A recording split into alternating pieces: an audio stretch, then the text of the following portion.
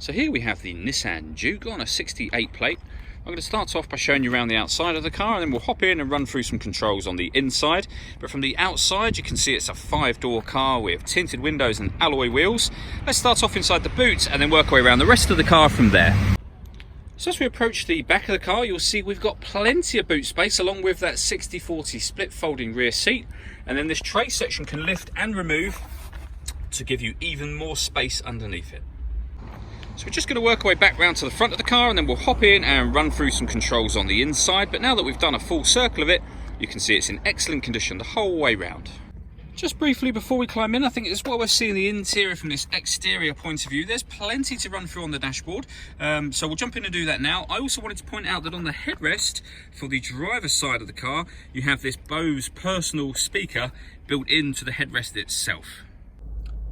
Okay, now that we're inside the car, we're going to start with the dials. On the left-hand side, we have the rev counter, and on the right-hand side, the speedometer. In the middle, you can see the total miles for this car, which are 13,629.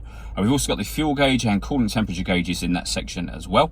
Backing out to the steering wheel, on the left-hand side, we have stereo controls and the ability to answer and end phone calls. And on the right-hand side, both cruise control and speed limiter.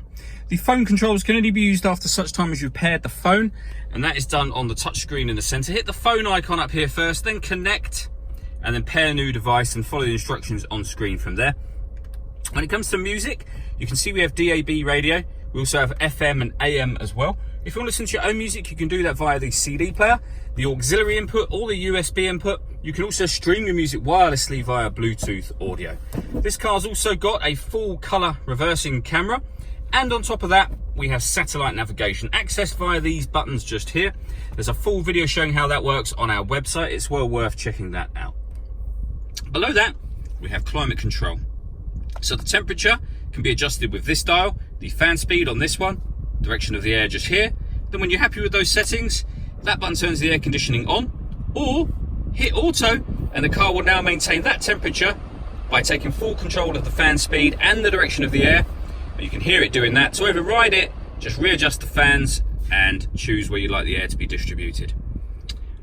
This screen also doubles up as the driver mode screen. So hit that button, we can now put the car in normal, sport, or eco. Whatever mode you put it in, you're affecting the engine, the steering, and the climate control for the car.